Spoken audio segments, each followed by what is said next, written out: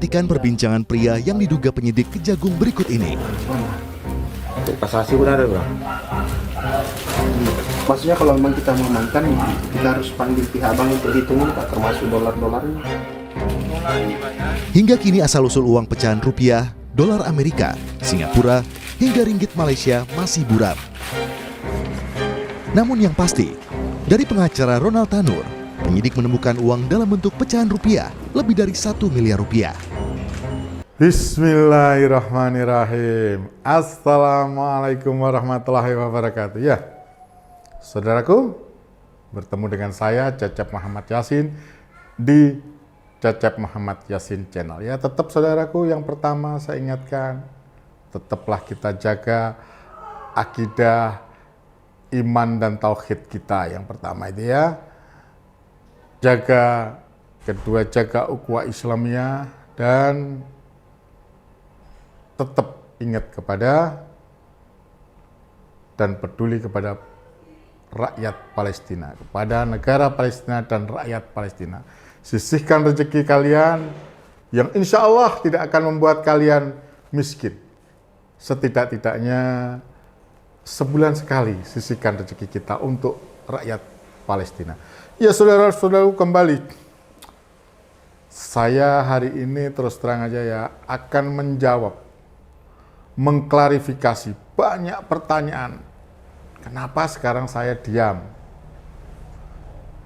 Berhubungan dengan perubahan, pergantian rezim dari Jokowi ke Presiden Prabowo. Saya terus terang enggan menyebut kata-kata presiden, bukan berarti saya tidak hormat. Karena saya merasakan banyak kedoliman-kedoliman yang dilakukan oleh Jokowi terhadap rakyat Indonesia. Yang paling sangat menyakitkan yaitu kebohongannya bertubi-tubi dan ya mohon maaf, segala cara dihalalkan sampai kembalilah hukum dijadikan mainan. Dan kali ini saya menjawab apa yang ditanyakan oleh saudara-saudara saya. Setelah pemilu Pileg dan Pilpres, saya memang diam, saudaraku, banyak diam. Kenapa? Ya sudah, situasinya memang sudah ada, akan terjadi pergantian. Dan saya berkeyakinan tentu akan ada perbedaan. Di setiap kepala akan ada perbedaan. Pada satu teman perjuangan saja kita sering ada perbedaan. Terhadap saudara kita saja kita sering ada perbedaan. Dengan saudara sendiri, dengan anak yang sudah dewasa pun kita juga akan mengalami hal-hal yang berhubungan dengan perbedaan, dan itu adalah wajar. Maka saya berbicara kepada teman-teman, kepada saudara-saudaraku, satu perjuangan bahwa saya tetap berada dalam koridor berjuang, mensupport jenengan-jenengan yang kritis terhadap pemerintahan di masa rezim Jokowi dan di masa yang akan datang, yang hari ini adalah rezimnya Bapak Presiden Prabowo Subianto. Tapi terus terang saudaraku, saya memberikan berpikir saya perlu memberikan kesempatan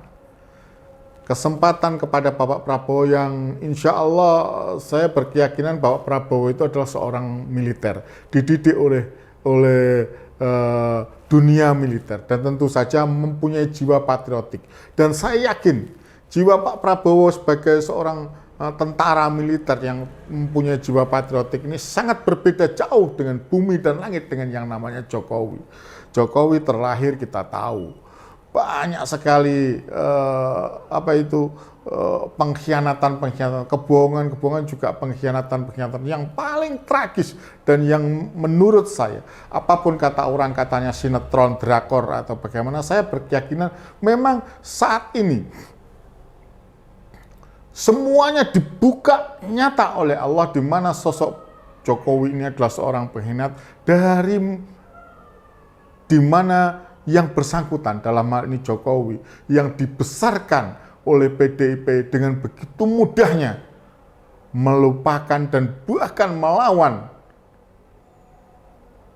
PDIP dalam hal ini Ibu Megawati. Seperti tidak ada jasa terhadap PDIP terhadap dirinya. Jadi begitu saja. Saya nggak tahu banyak suara yang berbicara ini masalah dari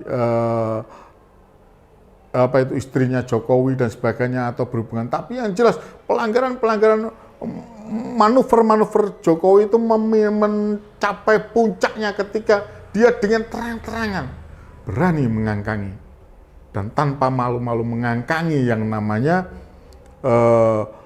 undang-undang dan peraturan yang berlaku, yang saat itu berlaku, termasuk dan ini terjadi perbedaan di mana saya berharap teman-teman saya seperti Novel Baswedan, terus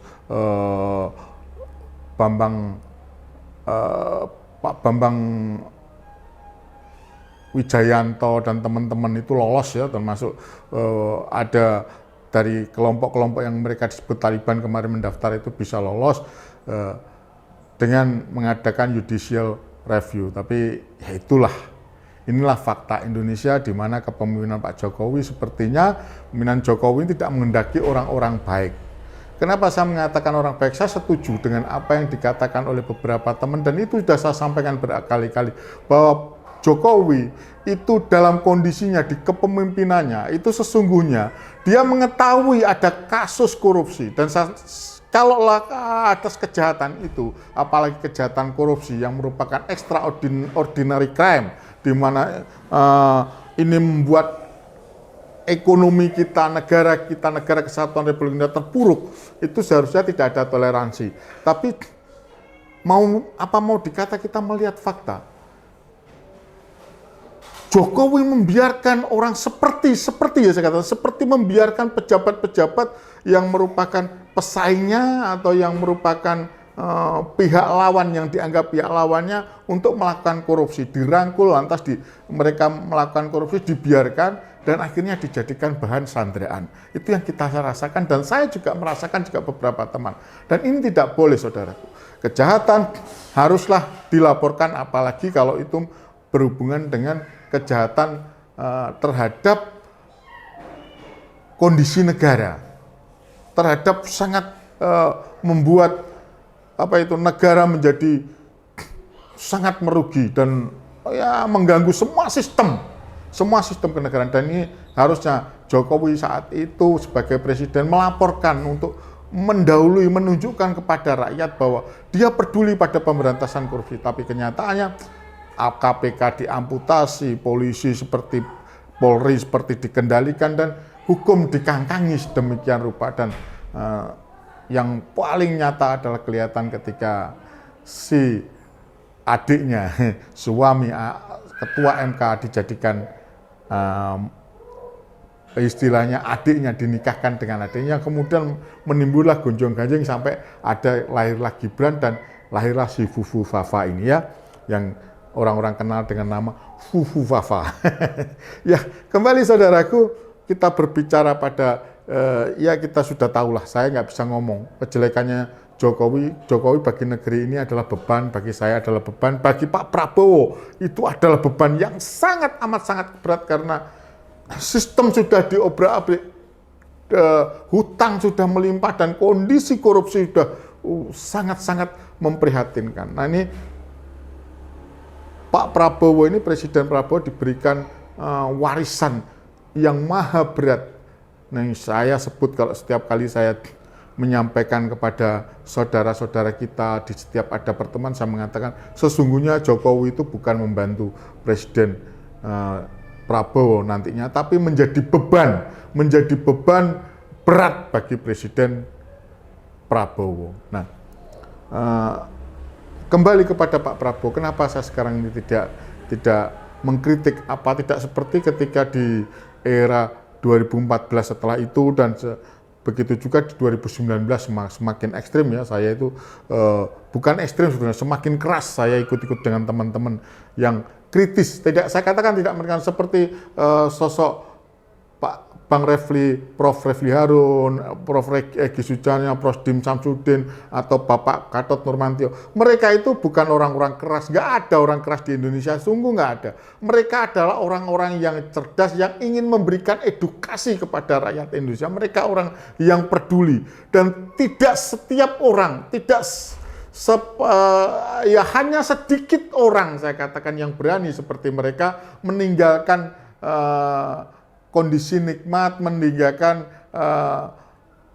tempat yang nikmat atau tempat mereka yang mereka bisa nikmati di masa tuanya dengan tenang, santai dan sebagainya, tetap memikirkan kondisi negara, dan itu sungguh menurut saya jumlahnya bisa dihitung ya. Seperti kita ada Kolonel Sugeng Waras dan sebagainya, itu bagi saya mereka adalah orang-orang tidak ada radikal. Saya kenal dengan beliau tidak ada radikal seperti IBHRS dan sebagainya, bukan orang radikal, tapi orang-orang yang kritis, yang peduli kepada nasib negara kesatuan Republik Indonesia dengan kita rakyat yang ada di dalamnya. Nah, saudaraku, dari sinilah saya berpikir Pak Prabowo dari militer, tentu saya berkeyakinan dari awal ini Pak Prabowo akan saya berkeyakinan berbeda dengan Pak Jokowi. Adapun kondisi Pak Prabowo saat itu masuk, ya memang saya juga tidak bisa terima, karena terus terang aja saya jujur aja saat itu benar-benar saya tidak terima, karena ya ini salah satu korbannya ya di ganti presiden di Tugu Pahlawan. Saya dipukuli, bahkan saya di 2019 itu di MK itu sampai mau berangkat ke MK saya harus berhubungan dengan Polda Jatim, karena salah satu teman saya itu keberangkatannya bersama-sama untuk ke Jakarta berhubungan dengan MK pada 2019 itu menggunakan nama Tur Jihad. Dan memang sudah disepakati bersama, dan kita sepakati bersama, ada salah satu teman tapi dikeluarkan di media, sehingga apa yang terjadi, kita dipanggil ke Polda dan diperiksa di Subdit Keamanan Negara. Dan ini Subdit atau unit saya nggak tahu, tapi yang jelas di Keamanan Negara, berhubungan dengan keamanan negara, dan kita sempat diamankan hampir 24 jam ya. Tapi saya tetap berangkat sorenya, walaupun saya terpaksa harus mengganti urunan daripada teman-teman. Waktu itu kita mau berangkat insya Allah 6 bis, 2 elf, 6 bis, 1 bis mini, ya, karena datangnya tidak bersamaan ya, tambah lagi sampai 6 bis, jadi 6 bis besar, big bus, lantas bis mini 1, lantas high ace elf lah ya, elf high ace, Isuzu elf itu 2 long, yang long itu 2, yang isi insya Allah sekitar 15-17 orang itu kita datang berangkat. Ternyata kita akhirnya teman-teman dijemput di rumahnya masing-masing, dan saya tidak jemput karena teman-teman saya dibawa ke Polda, saya terpaksa datang ke Polda untuk menjelaskan, dan alhamdulillah setelah saya jelaskan, walaupun tersempat kita di 2019 itu setelah pengumuman sambil menunggu putusan MK itu, saya dalam posisinya ya tentu saja sempat harus berdebat, waktu itu Direskrim Susnya Bapak Wakapolda yang sekarang, tapi alhamdulillah beliau cukup baik, beliau mengerti, dan beliau menyampaikan bahwa beliau hanya menjalankan tugas supaya tidak terjadi apa-apa. Itu yang disampaikan oleh Bapak Wakapolda yang sekarang ini ya, itu waktu itu beliau ada Direskrim Sus, beliau memberikan dan beliau tidak melarang kita berangkat ke Jakarta, hanya beliau mengatakan supaya jangan membuat situasi yang sedang kondisinya panas itu tidak menjadi semakin panas dengan bahasa-bahasa seperti Tur Jihad. Tidak ada salahnya, kata beliau waktu itu sama saya, karena saya kenal beliau sejak beliau masih jadi Kapolres Pari Kediri ya. Tidak masalah kata beliau waktu itu, tapi sebaiknya berjalanlah dengan apa adanya, dengan tidak membawa embel-embel yang menimbulkan kepanasan ya. Ini sejak itu saya berkeyakinan, karena saya sempat bertemu di Masjid Jetmetia dengan Pak Prabowo, di mana kondisi sangat chaos, banyak teman-teman kita yang dipukuli, yang ya saya melihat beberapa, saya menolong dan sebagainya. Saya datang ke sana juga dengan anak-anak saya, 2 orang anak saya. Nah, tentu saja karena kondisi seperti itu, istri saya yang biasanya ikut, juga anak saya perempuan yang biasanya ikut, gak ikut, saya hanya 2 orang anak saya yang laki datang ke Jakarta, dan di situ saya melihat Pak Prabowo, dan situasionalnya saat itu Pak Prabowo bukan berarti mau, tapi tidak ingin ada banyak korban. Saya bukan bermaksud untuk memuji Pak Prabowo saat itu, tapi memang situasinya memang membuat beliau harus harus menahan diri. Ya menahan diri, dan akhirnya saya bukan tim suksesnya loh, saya berbicara bukan tim suksesnya beliau di 2024 ini ya. Tapi waktu itu benar situasinya dia supaya beliau berpikir, dan saya melihat sendiri saat itu beliau sepertinya melihat kondisinya, dan saya juga melihat kondisinya memang susah sudah dikendalikan ya. Kita tahu sendiri karena yang namanya Jokowi itu apa ya, di rezim Jokowi itu represif, waduh, pokoknya istilahnya cara-cara represif itu banyak digunakan oleh aparat, dan ini adalah salah satunya saya kena ini di Surabaya. Ini terpaksa harus operasi, tapi nggak apa-apa saudaraku, saya tetap ikhlas, ini bagian dari ikhtiar. Kembali kepada saudara-saudara, saya dalam posisinya ini memberi kesempatan kepada Bapak Prabowo, dan alhamdulillah ada setitik cerah harapan. Ya meskipun satu titik, tapi setidak-tidaknya pintu masuknya itu mulai terbuka, di mana ya mohon maaf, saya kembali bahwa penegakan hukum di Indonesia saat ini benar-benar sangat rendah, sehingga inilah yang terjadi korupsi sedemikian rupa. Dan setelah begitu Bapak Prabowo dilantik, tidak lebih dari 1 minggu terjadi OTT kepada hakim-hakim yang mereka kemarin ada Ronald Tanur. Saya yakin ini ada di Surabaya, dan ini yang OTT adalah Kejaksaan Agung, dan saya berkeyakinan Kejaksaan Agung ini melakukan begini tidak mungkin rasanya kalau tidak ada tangan di atas Pak Jaksa Agung yang istilahnya merestui, katakanlah bukan memerintahkan, saya berkeyakinan bukan memerintah, merestui dengan kondisi di mana hakim harus di OTT, dan ini tidak pernah terjadi. Jaksa meng-OTT, mohon maaf, jaksa meng-OTT hakim. Ini tidak pernah jadi, dan ini sangat dahsyat. Sampai kemarin kita tahu ada uang hampir 1 T oleh mantan pejabat menteri Mahkamah Agung ya. Ini ada besar harapan begitu beliaunya nanti menjabat agak lama ya, 3 bulan 4 bulan akan ada perubahan. Dan memang Indonesia ini dibutuhkan kepemimpinan yang strong, yang berani, khususnya dalam hal penegakan hukum.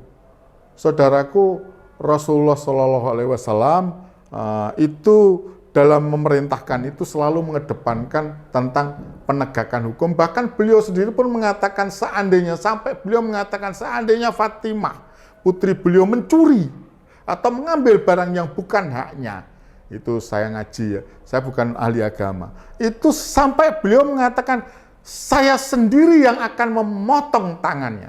Begitu juga dalam peristiwa yang dicontohkan kejadian di mana Khalifah Umar bin Khattab itu memberikan petunjuk, memberikan keadilan kepada orang Yahudi, orang yang bukan beragama Islam, ketika tanahnya oleh gubernur mau dipaksakan, mau dirampas untuk dijadikan masjid. Umar bin Khattab mengatakan, ambil itu tulang-tulang yang ada di sampah. Maka setelah itu beliau hanya memberikan tulang itu digaris dengan pedangnya dan diberikan kepada orang Yahudi ini yang mengadu kepadanya kalau tanahnya dirampas oleh gubernur. Dan dikatakan oleh Umar, sampaikan ini kepada gubernurmu dan katakan bahwa ini dari Umar ibnu Khattab atau Umar bin Khattab. Dan ternyata benar, begitu dibawa tulang itu sambil mungkin ngedumel ya, orang mau ngadu, mau ini kok saya tambah dikasih tulang yang diberikan garis lurus dengan pedang, ini gimana ini maksudnya. Ya, tapi ya sudahlah, karena ini perintah daripada khalifah, daripada nanti kalau tidak saya berikan nanti juga ada apa-apa, ya udah ngedumel. Mungkin bahasanya kan orang yang nggak pasti kan, harusnya kan perasaannya mungkin dipanggil atau apa, udah dibawanya tulang itu sambil ngedumel, wah ini pemimpin apa, ini tambah nyuruh, tambah ini. Begitu disampaikan kepada Pak Gubernur, ya Gubernur, inilah adalah tulang yang disampaikan oleh Umar berhubungan dengan pengaduan saya tentang tanah saya yang yang Anda rampas untuk digunakan sebagai masjid. Begitu gubernur itu menerima tulangnya, seketika bercucuran keringatnya. Itu dari yang saya ingat ketika bapak saya kalau menceritakan, mendongengkan, mengisahkan, menyampaikan kejadiannya, ya bercucuran keringatnya, ketakutan. Dan si Yahudi ini kaget, kenapa? Kenapa ya, wahai gubernur, begitu aja pegang itu ya, pegang tulang saja kok Anda ketakutan. Lantas gubernur itu ngomong, wahai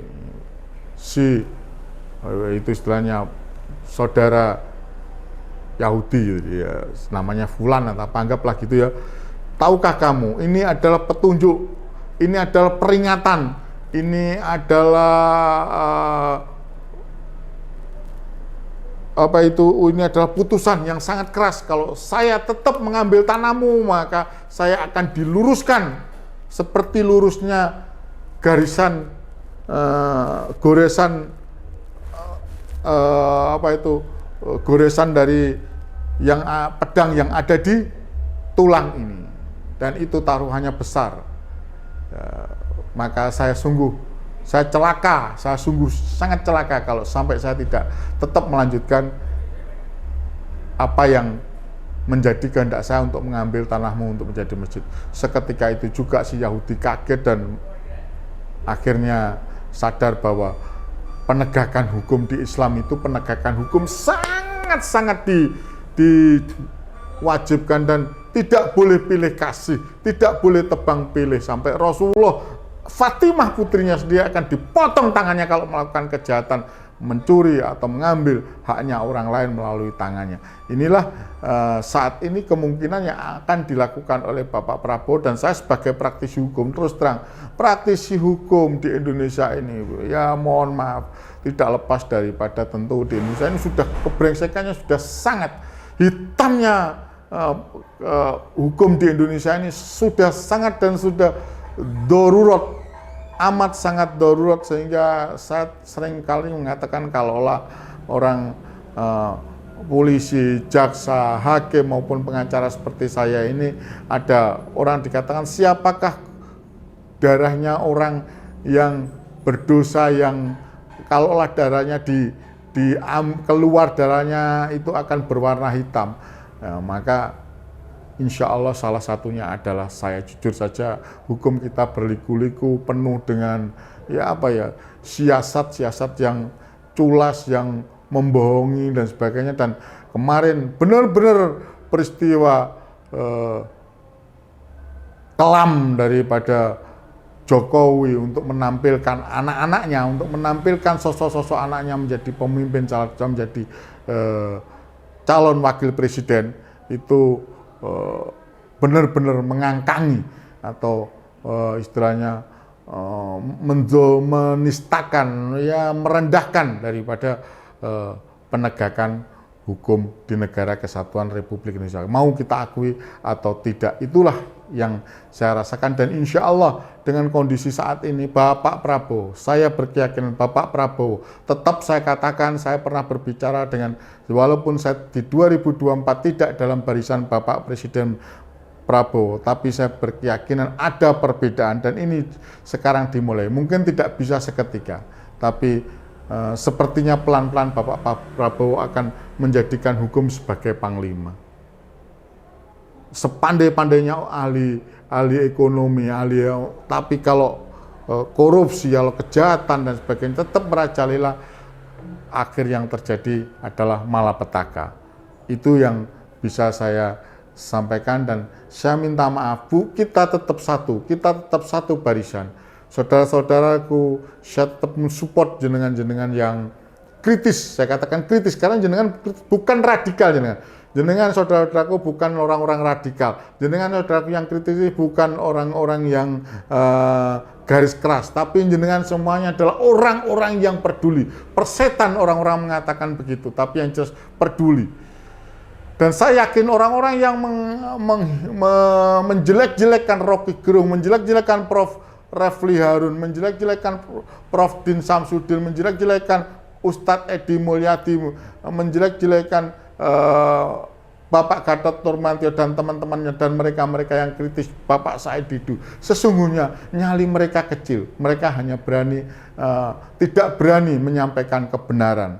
Dan saya salut, walaupun sampai sekarang saya belum bisa seperti jenengan-jenengan, tapi saya tetap ada di belakang untuk support jenengan semua. Tapi mohon maaf, berhubungan dengan Bapak Presiden Prabowo Subianto, saya meyakini kita boleh berbeda ya, tapi walaupun tetap satu jalan kita tetap berbeda. Saya melihat saya harus memberikan kesempatan pada Bapak Prabowo. Nantilah 6 bulan atau 1 tahun ternyata Bapak Prabowo ada melencengnya, ya kan? Ada sesuatu hal yang tidak baik dalam penegakan hukum. Ya, mari kita bersama-sama turun kembali untuk meluruskan. Sekarang ini terus terang yang menjadi beban bagi saya adalah sampai saat ini saya hanya satu yang tidak saya terima adalah si Fufu Fafa, yang jelas itu adalah produk haram dari rekayasa hukum yang dilakukan oleh Jokowi. Dan saudaraku tahu, saya sendiri mengalami penegakan hukum itu harus diberikan oleh orang-orang yang bersih dan berkualitas. Tentu sajalah dengan tertangkapnya 3 hakim dan beberapa orang di Mahkamah Agung, sampai ada emas berapa kilo itu saya lupa, tapi ada, dan uang hampir 1 triliun. Itu menunjukkan bahwa Pak Prabowo tidak setengah-setengah dalam hal ini. Pak Prabowo kencang dalam hal ini. Pak Prabowo insya Allah lurus. Ayo saya bersama saya mendoakan bagi jenengan yang sepakat dengan saya, mendoakan supaya Pak Prabowo ini, Pak Presiden Prabowo ini menjadikan hukum sebagai panglima, bukan hukum sebagai mainan, atau hukum sebagai alat untuk penindasan. Itu yang bisa saya sampaikan. Tetap bersama jenengan yang kritis, teruslah kritis. Saya support jenengan, saya bangga dengan jenengan semuanya. Fisabilil haq fastabiqul khairat. Assalamualaikum warahmatullahi wabarakatuh. Cecep Muhammad Yasin. Tetap jangan lupa jaga iman, jaga Islam, jaga tauhid, dan peduli pada Palestina. Untuk setiap bulannya kita menyisihkan rezeki kita, sedikit rezeki kita untuk rakyat Palestina. Itu yang bisa saya sampaikan. Cecep Muhammad Yasin dari Surabaya. Merdeka, merdeka, merdeka. Free Palestine, free Palestine, free Palestine.